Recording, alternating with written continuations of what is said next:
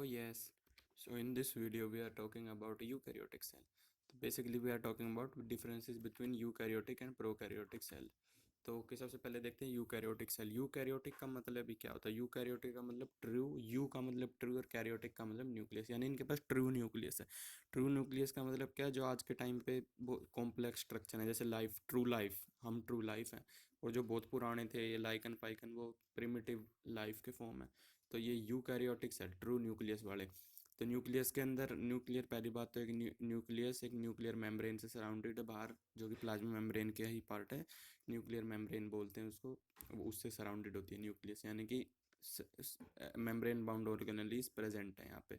और दूसरी बात, ये क्रोमेटिन है यहाँ पे, क्रोमेटिन फाइबर्स जिसको बोलते हैं।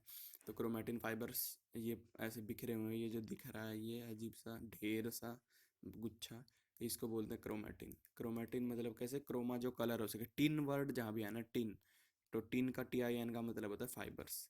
ठीक है। और जो है यहाँ पे जो है इस क्रोमेटिन के कंपोजिशन क्या है? DS, DNA, RNA, जो कि सिंगल स्ट्रैंडेड है, वो हमको पता है। हिस्टोन प्रोटीन, हिस्टोन प्रोटीन हमेशा बेसिक होते हैं। और कुछ non histone protein, non histone जरूरी नहीं है कि वो उनका pH एसिडिक हो, यहाँ पे जो है एसिडिक पाए जाते हैं, नॉन हिस्टोनिक, जबकि हम प्रोकैरियोट में देखेंगे तो बेसिक होते हैं। फिर इसके बाद एक न्यूक्लियोलस पाया जाता है। और न्यूक्लियोलस क्या होता है? न्यूक्लियोलस राइबोसोम बनाता है बेसिकली। तो ओके, अभी ये देख रहे हैं हम प्रोकैरियोटिक सेल। तो प्रोकैरियोटिक सेल में सबसे पहली बात, जो प्रो का मतलब होता है प्रिमिटिव न्यूक्लियस। ठीक है। तो प्रिमिटिव न्यूक्लियस का मतलब क्या है? जो सबसे सिंपल वन है, जिसमें कि प्रिमिटिव न्यूक्लियस, न्यूक्लियस का मतलब क्या है? जो DNA जेनेटिक मटेरियल को स्टोर करे। तो इसमें कुछ है ही नहीं, वो सीधा पड़ा हुआ, नंगा DNA पड़ा हुआ बाहर। तुम इसको देख सकते हो, मतलब DNA पे कोई मेम्ब्रेन नहीं है बाहर, बस पड़ा हुआ है बीच में। ठीक है। तो इसमें जो है प्रिमिटिव न्यूक्लियस होते हैं, न्यूक्लियोइड होता है इसको, सॉरी न्यूक्लियल इसको प्रिमिटिव न्यूक्लियस को हम न्यूक्लियोइड भी बोलते हैं। इस तरह की न्यूक्लियस को, प्रोकैरियोटिक न्यूक्लियस को हम न्यूक्लियोइड बोलते हैं, या जीनोफोर बोलते हैं, या प्रोक्रोमोसोम, या फिर इंसिपिएंट न्यूक्लियस, इन नामों से भी इसको जाना जाता है। और इसके अंदर क्या क्या, अब इसकी कंपोजिशन की बात कर लेते हैं, तो DS, DNA, single stranded RNA, और non histone protein. Non histone protein जो होते हैं यहाँ पे बेसिक होते हैं। तो now we are seeing the differences between prokaryotic cell and eukaryotic cell basically. तो जो अपना ये होता है प्रोकैरियोटिक सेल होता है, इसके न्यूक्लियस के बेसिस पे हम इनको वो कर रहे हैं, मतलब अलग। तो न्यूक्लियर मेम्ब्रेन जो सबसे पहली बात आती है, न्यूक्लियर मेम्ब्रेन। तो हमको सिंपल सी बात पता है, कोई प्रोकैरियोटिक के डेफिनेशन में यही है कि उसके अंदर नहीं होती है जो है न्यूक्लियर मेम्ब्रेन, जबकि यूकैरियोट में होती है। न्यूक्लियोलस इनके अंदर नहीं पाई जाती, इनके अंदर राइबोसोम पहले से होते हैं, पर इनके अंदर जो न्यूक्लियोलस है वो पाई जाती है और राइबोसोम बनाने के लिए, क्योंकि ये कॉम्प्लेक्स सेल है। कोइलिंग जो इनके अंदर होती है वो नॉन स्टोन बेसिक प्रोटीन से होती है। नॉन स्टोनिक प्रोटीन होते हैं जो कि बेसिक नेचर में होते हैं, उनको पोलियमीन्स बोलते हैं।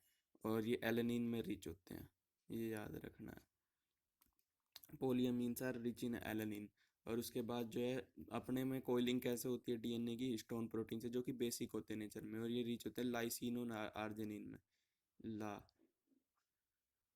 LA, हमारे अंदर कोई कहाँ जाके हो सकती है? सोच कर देखो, LA में, लॉस एंजलिस में।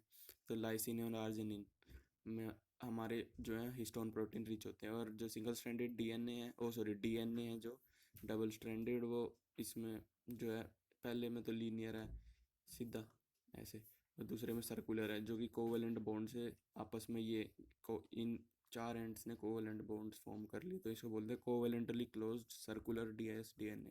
कहाँ मिलता है ये? प्रोकैरियोट्स में, साइटोप्लाज्म में, अपने में साइटोप्लाज्म में, माइटोकॉन्ड्रिया और क्लोरोप्लास्ट में।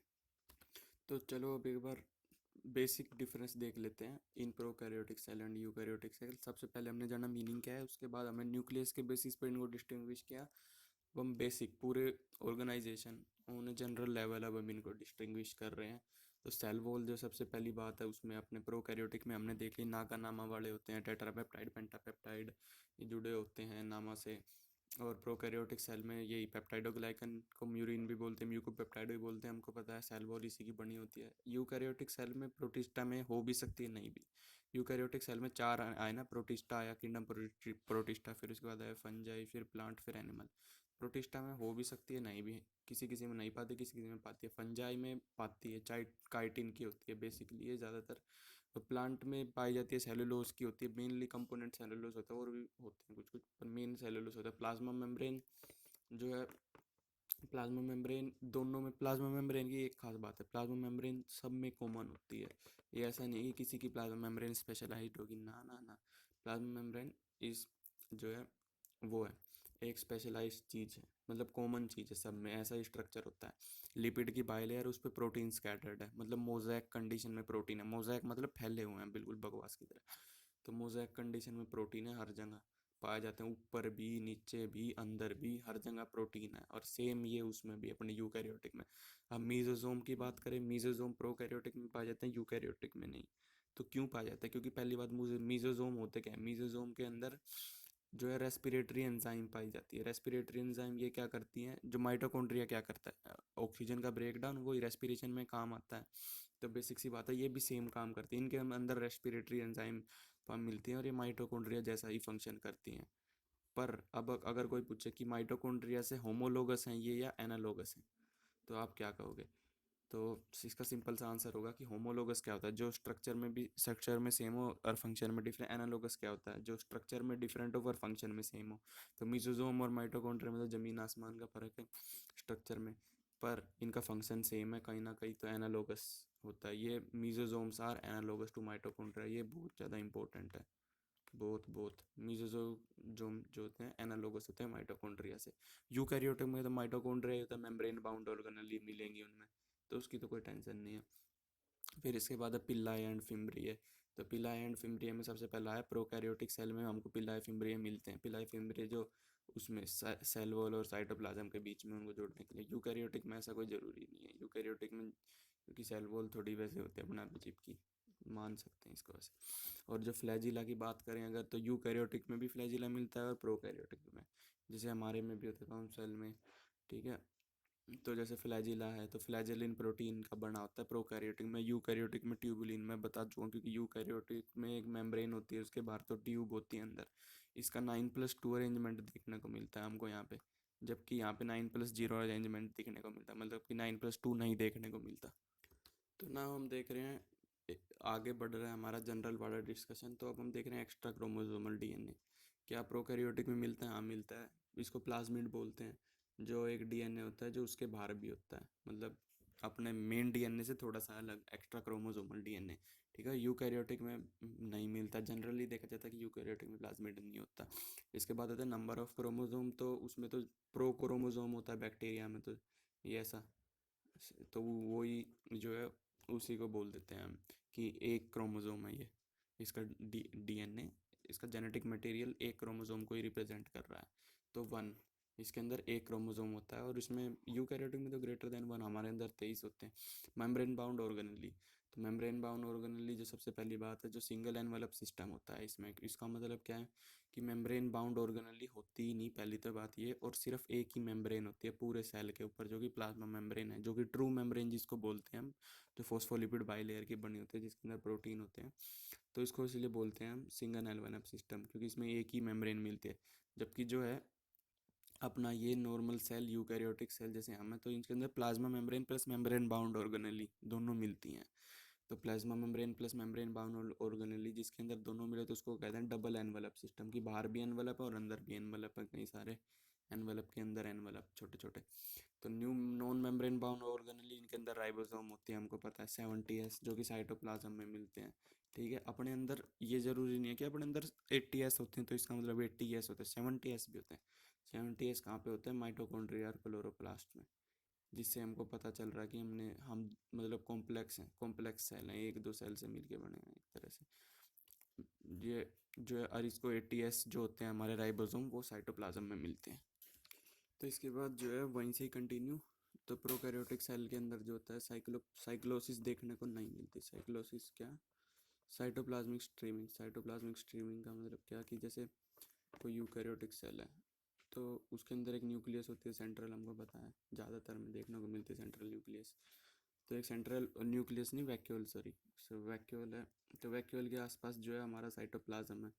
तो जो है साइटोप्लाज्म ऐसे घूमता रहता है, ट्र ऐसे ऐसे गोल गोल घूमता रहता है, टर्बुलेंस से बनाता रहता है इसके अराउंड, तो उसी को साइक्लोसिस बोलते हैं, साइटोप्लाज्मिक स्ट्रीमिंग, या फिर साइटोप्लाज्मिक स्ट्रीमिंग बोलते हैं।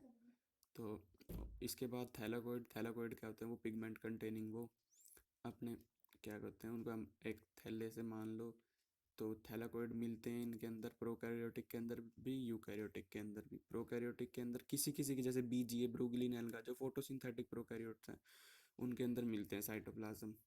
और जो यूकैरियोटिक है उनके अंदर मिलते हैं, कहाँ मिलते हैं, क्लोरोप्लास्ट के अंदर मिलते हैं, पर मेम्ब्रेन बाउंड के अंदर मिलते हैं थैलाकोइड्स।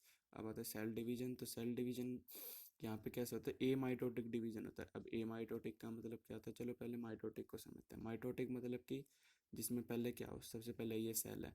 तो सेल डिवीजन के टाइम पे कहते हैं न्यूक्लियर मेम्ब्रेन डिसइंटीग्रेट हो जाती है, और जो क्रोमैटिन था जो कि मतलब फैला हुआ था धागे धागे, तो वो कंडेंस होना शुरू हो जाता है और फिर रोड जैसे स्ट्रक्चर बना देता है, उनको क्रोमोसोम बोलते हैं। अब ये क्रोमोसोम अपने आप को बीच में लगाते हैं सेंट्रल प्लेट पे, और वो उससे सेंटर में ये रहते हैं, और इनके ऊपर जो है फाइबर लगा देते हैं, सेंट्रोजोम लगा देते हैं, मतलब सॉरी जो भी है स्पिंडल फाइबर्स आ जाते हैं, सॉरी। तो ये स्पिंडल फाइबर्स इनको एक लाइन में ऐसे सीधे इस लाइन पे इक्वेटोरियल प्लेट पे लाइन हो जाते हैं ये। तो ये होता है इसी बेसिकली, इसका मतलब माइटोटिक डिवीजन। इनके अंदर ऐसा spindle fibre for spindle formation होता है नहीं, माइटोटिक स्पिंडल, तो इसलिए इनको ये माइटोटिक डिवीजन बोलते हैं। इनमें सीधा ही डिवीजन होता है, एक ही क्रोमोसोम है, पहली बात तो ये है इसके अंदर। अब बात है सेक्सुअल रिप्रोडक्शन। यहाँ पे इसका मतलब ए सेक्सुअल से नहीं है, यहाँ पे सिर्फ और सिर्फ सेक्सुअल रिप्रोडक्शन की बात हो रही है। ए सेक्सुअल भी होती है इनके अंदर, जबकि यूकैरियोटिक के अंदर ज़्यादातर देखने को नहीं मिलती।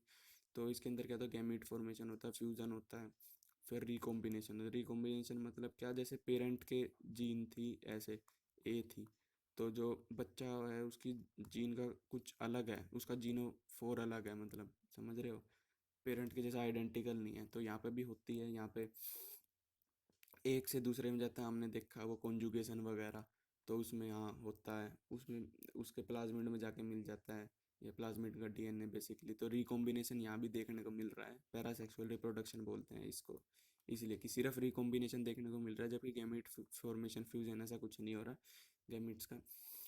तो सिर्फ और सिर्फ पैरासेक्सुअल रिप्रोडक्शन हो रही है यहाँ पे, कि रिकॉम्बिनेशन हो रहा है अलग तरह की, जबकि वहाँ पे ये सब कुछ हो रहा है, तो वो ट्रू सेक्सुअल रिप्रोडक्शन है, जबकि ये नहीं, ट्रू नहीं है, इसलिए इसको बोलते हैं पैरासेक्सुअल रिप्रोडक्शन। तो बात है question, select correct statement with respect to eukaryotic cell. तो मेम्ब्रेन बाउंड ऑर्गेनेल मिलती हैं, सैप वैक्यूल होती हैं, प्लांट्स में होती हैं, एटीएस राइबोसोम भी होते हैं जो कि साइटोप्लाज्म में मिलते हैं। और चौथा कि प्लाज्मा मेम्ब्रेन सिमेट्रिक होती है, नहीं, प्लाज्मा मेम्ब्रेन सिमेट्रिक नहीं होती, नेचर में एसिमेट्रिक होती है। वो हम आगे देखेंगे, एक तरफ से इसमें कुछ होता होगा, मतलब एक साइड से जैसे है दूसरी साइड से, जरूरी नहीं है वैसे कि मिरर इमेज हो एक दूसरे की, समझ रहे हो, तो ऐसा नहीं होता प्लाज्मा मेम्ब्रेन में। तो now we are on differences between plant cell and animal cell. तो प्लांट सेल और एनिमल सेल में बेसिक डिफरेंसेस क्या हैं, स्ट्रक्चरल डिफरेंसेस देख रहे हैं हम ऑन जनरल लेवल। सबसे पहली बात तो सेल वॉल है। सेल वॉल के उसमें भी डिफरेंसेस है कि प्लांट में सेल वॉल होती है सेलुलोज की, और जो है एनिमल होता है उसमें नहीं होती सेल वॉल। क्लोरोप्लास्ट की बात करें तो प्लांट में होते हैं क्लोरोप्लास्ट पिगमेंट कंटेनिंग, क्योंकि उनको फोटोसिंथेसिस करनी है, एनिमल तो हेटेरोट्रॉप्स होते हैं बेसिकली, तो हमको नहीं चाहिए क्लोरोप्लास्ट। तो न्यूक्लियस जो होती है इनकी पेरिफेरल होती है, मतलब साइड में कहीं पे होती है, और अपनी सेंट्रल बिल्कुल सेल के बीच में होती है, सेंट्रल होती है न्यूक्लियस। अब बात करें वैक्यूल की, इनकी वैक्यूल बड़ी होती है, हमारे में मिलती हैं तो छोटी छोटी वैक्यूल होती हैं, और पोजीशन इनकी वैक्यूल की सेंट्रल होती है, हमारी पेरिफेरल होती है स्कैटर्ड जैसे। तो इनका टाइप क्या है, पहली बात तो ये जो वैक्यूल करती क्या है। तो प्लांट की जो वैक्यूल होती है उसको बोलते हैं सैप वैक्यूल, जो प्लांट का सैप को स्टोर करके रखती है, इसलिए उसका कंसंट्रेशन ज़्यादा होता है, वो अलग बात है। तो वो स्टोरेज का काम करती है प्लांट में। और इंसान एनिमल के अंदर क्या करती हैं, ये कॉन्ट्रैक्टाइल वैक्यूल होती हैं। बेसिकली कॉन्ट्रैक्टाइल वैक्यूल क्या करते हैं, जैसे ये है, तो ये जो है ओस्मो रेगुलेशन करती हैं। आप कहोगे ओस्मो रेगुलेशन क्या है, तो ओस्मो रेगुलेशन का सिंपल सा मतलब होता है कि वाटर बैलेंस, वाटर आयन इनको मेंटेन करके रखना सेल के अंदर। तो बेसिकली अब हम बात कर रहे हैं distinguish between plant cell and animal cell on basis of cell organelles. तो सबसे पहले आते हैं गोल्जी बॉडीज़। तो गोल्जी बॉडीज़ हमारे में सिस्टर्ने पाए जाते हैं, मल्टी सिस्टर्नल होते हैं हम जो है। और मेन बात ये है सिस्टर्ने में कि जो प्लांट की सिस्टर्नी है वो मतलब सेपरेट सेपरेट है, एक दूसरे से जॉइंट नहीं है। और जो एनिमल की सिस्टर्नी होती हैं वो ऐसे जॉइंट होती हैं आपस में ऐसे।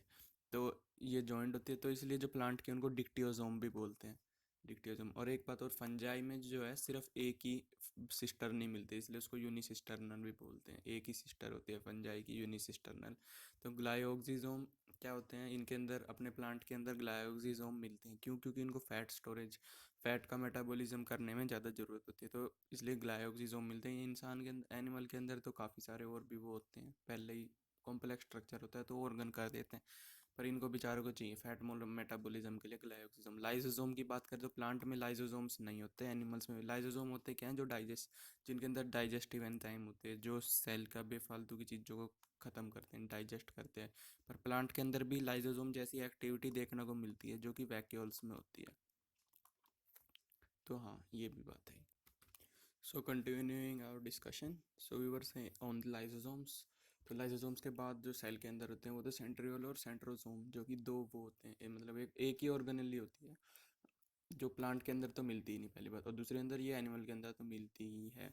एनिमल की तो खास बात होती है, उनके पास सेंट्रोजोम और सेंट्रियोल होते हैं। सेंट्रोजोम क्या है, ये जो अंदर का साइटोप्लाज्म है ना, ये ये इस ऑर्गेनेली का, इसको बोलते हैं सेंट्रोजोम। और ये जो दो डंडी सी हैं, ये इनको बोलते हैं सेंट्रियोल।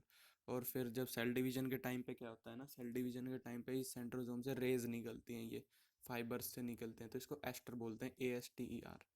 तो इस एस्टर, और एक बात और, जो ये दो ऐसे सेंट्रियोल ऐसे डंडे की तरह टचक खड़े हैं, जो बम्बू की तरह, इसको बोलते हैं डिप्लोजोम। डिप्लोजोम मतलब टू सेंट्रियोल्स, ठीक है, जिस तरह ऐसे अरेंज, और ये सेंट्रोजोम है जो अंदर का इसका साइटोप्लाज्मिक मटेरियल है। इस पूरे को सेल डिवीजन के टाइम पे जब फाइबर निकल देते हैं, एस्टर बोलते हैं। और एनिमल्स के अंदर ये दो एस्टर बनते हैं, तो इनको एम्फी एस्ट्रस बोलते हैं। और स्पिंडल फॉर्मेशन होता है। स्पिंडल फॉर्मेशन मतलब ये सेंट्रल प्लेट पे लाइन करते हैं क्रोमोसोम, और ये रेस जाके इनसे मिल जाती हैं, तो ये होता है स्पिंडल फॉर्मेशन। और इनके अंदर सेल डिवीजन होता है कैसे, एनेस्ट्रल होता है इनके अंदर, जो है अपना ये भाई साहब ये नहीं करते, स्पिंडल फॉर्मेशन नहीं होता, क्योंकि एस्टर ही नहीं होते। पहली बार एस्टर ही नहीं होते, क्यों? क्योंकि सेंट्रियोजोम ही नहीं होता, सेंट्रोजोम और सेंट्रियोल ही नहीं होते, तो इसलिए एस्टर भी नहीं होते। तो ये सिंपल अपने आप वो करते हैं उस पे इक्वेटोरियल प्लेट पर, वहीं से अपने आप ही अलग अलग वो हो जाते हैं, डिवाइड हो जाते हैं। तो क्योंकि एसेक्सुअल टाइप ही रिप्रोडक्शन होती है उनमें, तो पर छोड़ो उसको, इसमें अपना ये मियोसिस के टाइम पे होती है एस्ट्रल फॉर्मेशन। और साइटोकाइनेसिस की बात करें तो साइटोकाइनेसिस में क्या है, यहाँ पे साइटोकाइनेसिस कैसे, तो पहले हमको पता है न्यूक्लियस का डिवीजन होगा, फिर साइटोकाइनेसिस होगी। तो एक बार न्यूक्लियस डिवाइड हो गए, दो न्यूक्लियस चले गए एक एक तरफ, तो भी जो इसका साइटोप्लाज्म है वो अंदर से बाहर की तरफ प्रोग्रेस करेगा। तो इस तरह के को बोलेंगे सेंट्रीफ्यूगल। तो और ये मेथड सेल प्लेट मेथड कहलाया जाता है, ठीक है, सेल की प्लेट से लेके वहाँ से डिवाइड भट एकदम। और एनिमल में इसका उल्टा होता है, एनिमल में न्यूक्लियस डिवीजन हुआ, कैरियोकाइनेसिस हुई, न्यूक्लियस दूसरी तरफ गई, तो बाहर से अंदर की तरफ आता है सेल, मतलब तो इसको सेल क्लीवेज बोलते हैं। तो सेल क्लीवेज का मेथड बोलते हैं इसको डिवीजन का। और ये सेंट्रीपिटल मेथड है कि सेंटर की तरफ। अब रिजर्व फूड क्या होता है प्लांट के अंदर, जो स्टार्च होता है, ऑयल होता है, ऑयल तो दोनों में होता है। हमारे अंदर ग्लाइकोजन होता है, हमारी मसल्स को क्या चाहिए, ग्लाइकोजन चाहिए, वही उसका रिजर्व मटेरियल।